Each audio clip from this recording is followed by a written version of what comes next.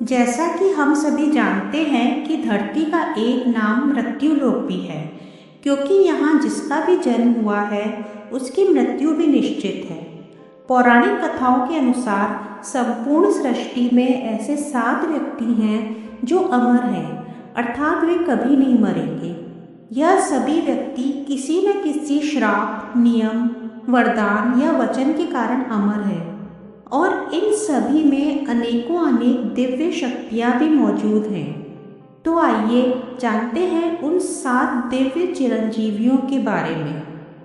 Number 1, Parshuram जी।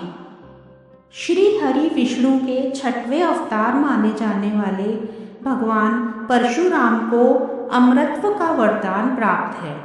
और तो और जिस दिन इनका जन्म हुआ था यानी वैशाख शुक्ल तृतीया को भी इनके कारण अक्षय तृतीया के नाम से जाना जाता है। वैसे तो इनका नाम राम था, परंतु भगवान शिव ने इनकी तपस्या से प्रसन्न होकर इन्हें एक फरसा दिया था जो सदैव इनके साथ ही रहता है और जिसके कारण इनका नाम भी परशुराम पड़ा।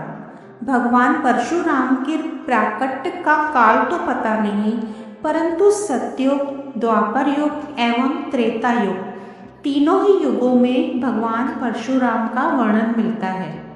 भगवान परशुराम अत्यंत बलवान थे और इन्होंने 21 बार धरती को क्षत्रियहीन किया था। नंबर 2, हनुमान जी। राम भक्त श्री हनुमान जी महाराज को भी अमरत्व का वरदान प्राप्त है। जब प्रभु श्री राम अपनी लीला समाप्त कर अयोध्या छोड़ वैकुंठ पधारने लगे, तब हनुमान जी ने पृथ्वी पर ही रुकने की इच्छा व्यक्त की। तब भगवान श्री राम ने उन्हें वरदान देते हुए कहा था कि जब तक धरती पर मेरा नाम रहेगा तब तक आप भी पृथ्वी पर विराजमान रहेंगे। उसके बाद प्रलय के उपरांत जब धरती का सृजन होगा तब आप आचार्य रूप में भक्ति का प्रचार प्रसार करेंगे। रामायण से लेकर महाभारत तक हनुमान जी महाराज ने अनेकों अनेक लीलाएं की। हनुमान जी को भगवान शिव का अवतार माना जाता है। नंबर 3, विभीषण। लंकापति रावण के छोटे भाई और राम भक्त विभीषण को भी अमरत्व का वरदान प्राप्त है। राम रावण युद्ध में सत्य का साथ देने वाले महाराज विभीषण ने अपने भाई को छोड़ भगवान श्री राम के पांव पकड़े, जिसके परिणामवश रावण का अंत कर भगवान श्री राम ने खुद लंका पर आधिपत्य न जमाकर महाराज विभीषण को लंका का राजा बनाया और धर्मशास्त्रों का अनुसरण करने का आदेश दिया। नंबर 4, राजा बलि। दैत्यराज बलि ने अपने बल एवं पराक्रम से देवताओं को हराकर समस्त लोकों पर अपना अधिकार जमा लिया था, जिसके कारण देवताओं ने श्री हरि से जाकर विनती की।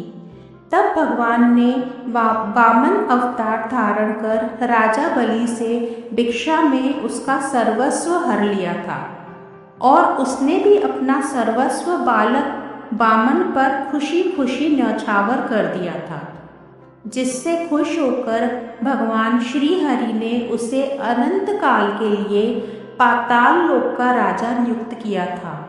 और आज भी ऐसी मान्यता है कि राजा बलि पाताल पर राज कर रहे हैं और प्रतिवर्ष 4 माह के लिए भगवान बैकुंठ छोड़ राजा बलि को दर्शन देने स्वयं पाताल पधारते हैं। नंबर 5, वेदव्यास जी। भगवान श्री हरि के अंश कहे जाने वाले महर्षि वेदव्यास जी ने श्रीमद् भगवत महापुराण समेत अनेकों अनेक ग्रंथ उद्भासित किए। सांवले रंग के होने के कारण और समुद्र के बीच एक द्वीप पर जन्म होने के कारण उन्हें कृष्ण द्वैपायन के नाम से भी जाना जाता है। यह महर्षि पाराशर एवं माता सत्यवती के पुत्र थे और श्री शुक्रदेव जी महाराज के पिता थे। आज भी वेद व्यास जी द्वारा कृत भगवत पुराण समस्त सृष्टि में पूजा जाता है, क्योंकि भगवान कृष्ण ने अपनी लीला समाप्ति के समय बैकुंठ जाने से पहले अपने स्वरूप को भगवत जी में विराजमान कराया था। नंबर 6, अश्वत्थामा। गुरु द्रोणाचार्य के पुत्र अश्वत्थामा को श्रापवश अमरत्व मिला था। इनके माथे पर अमरमणि शोभायमान थी, जिसे अर्जुन द्वारा दंडवश निकाल लिया गया था और भगवान श्री कृष्ण ने उन्हें अनंत काल तक भटकने का श्राप दिया था, जिसके कारण अश्वत्थामा आज भी धरती पर इधर उधर भटक रहे हैं और अपने किए की सजा भोग रहे हैं। आज भी कुरुक्षेत्र आदि स्थानों पर अश्वत्थामा को देखे जाने के दावे किए जाते हैं, परंतु उन दावों को साबित करने वाला कोई सबूत आज तक सामने नहीं आ पाया है। नंबर 7, कृपाचार्य। कृपाचार्य कौरवों एवं पांडवों दोनों के गुरु थे। वे महर्षि गौतम शरद्वान के पुत्र थे। वे अश्वत्थामा के मामा थे, क्योंकि उनकी बहन कृपी का विवाह द्रोणाचार्य से हुआ था। कृपाचार्य उन 3 गणमान्य व्यक्तियों में से एक थे जिन्हें भगवान श्री कृष्ण के विराट स्वरूप के दर्शन प्राप्त हुए। वे सप्त ऋषियों में से एक माने जाते हैं और महाभारत युद्ध में अपनी निष्पक्षता के चलते प्रचलित थे।